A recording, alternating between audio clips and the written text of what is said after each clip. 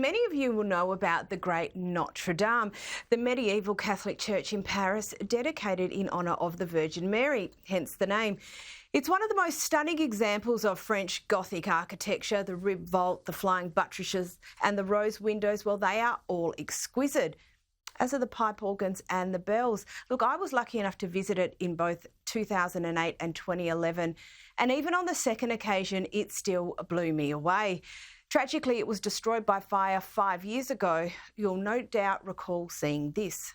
The fire of 2019 destroyed Notre Dame's famous spire and roof, taking 15 hours to extinguish. It's believed to have been accidental, though the cause is still unclear. And as the fire raged, Parisians gathered nearby in mourning, singing Ave Maria.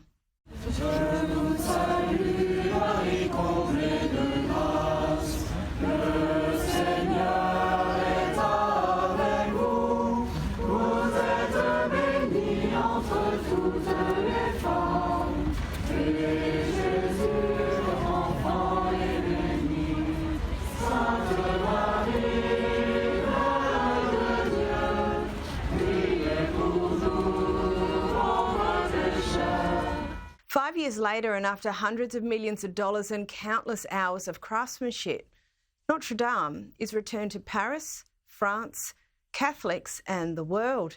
Here is the moment they officially reopened the doors.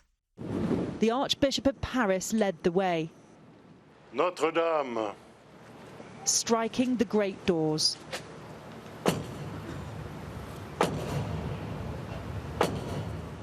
And after years of silence, the cathedral erupted into song.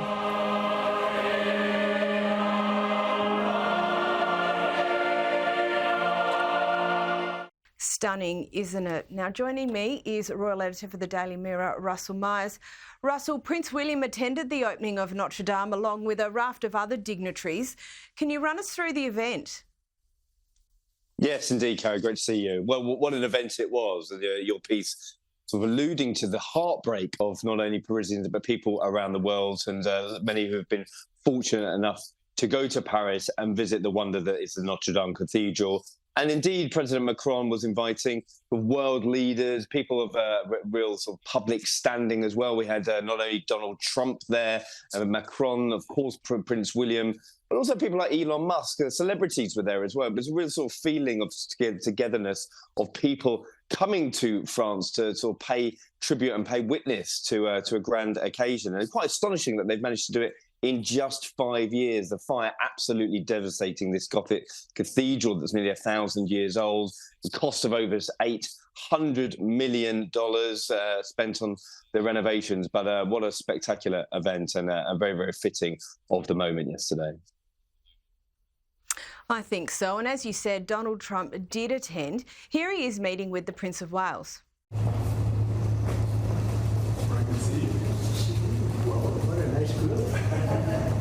Good man, this one.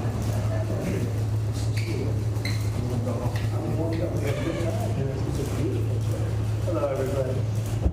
Russell, what can you tell us about their interaction?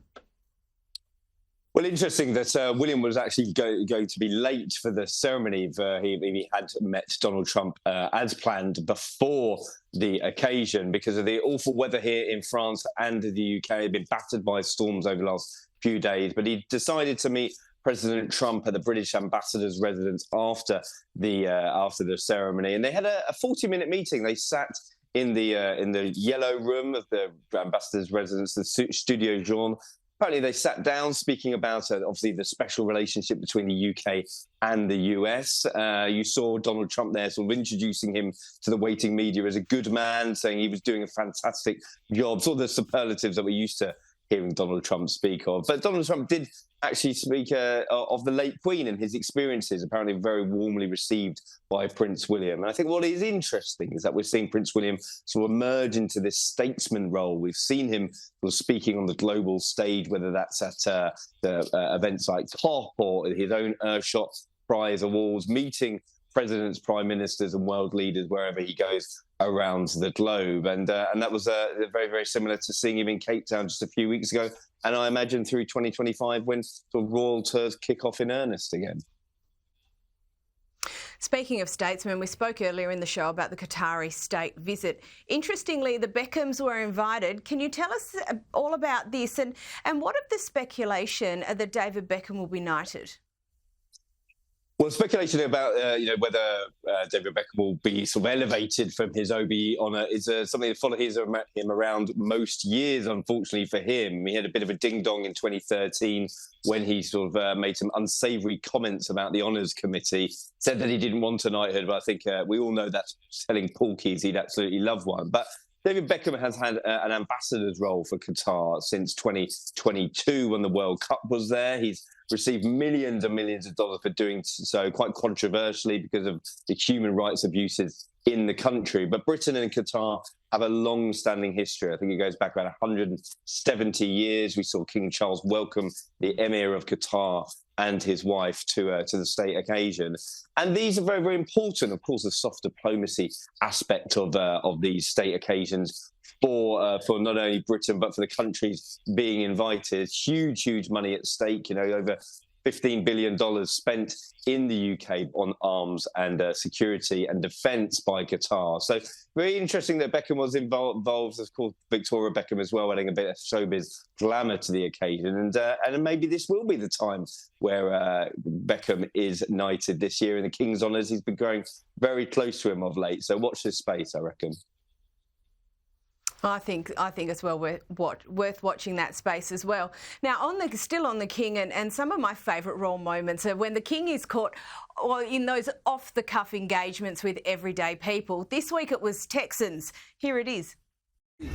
No, thank you so much. Are you all trying to go somewhere else today, are you? You're No, not getting too thank- wet, I hope. No. Are you all living round here? No, we live in Texas. In Texas. Texas? Yes. I don't believe it. So, are you having an enjoyable time in London? Very much. Anyway, I do hope you make the most of it. Thank Have a you. very happy Christmas today. Thank you. You as well. Russell, I love the spontaneous side of the King.